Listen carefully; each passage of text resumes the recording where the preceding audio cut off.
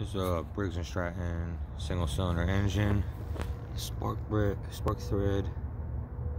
stripped. So we need this little tool, little insert. That's all we need. Right now, the spark plug will actually shoot out of here when you're driving. First time I took the spark plug off, it broke. I bought it used, of course, but the first time I changed the spark plug, it broke, and ever since then it was barely like sitting in, and then it started finally shooting out.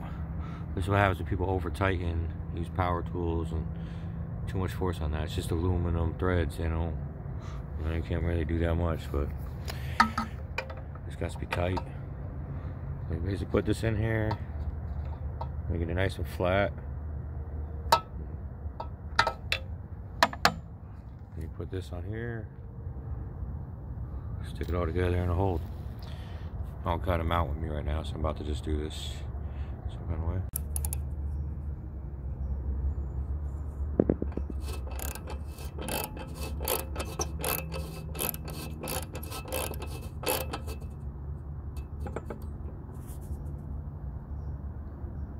Just like that. I want to be careful with it, so since I don't have a free hand, I'm just going to do it without the camera on.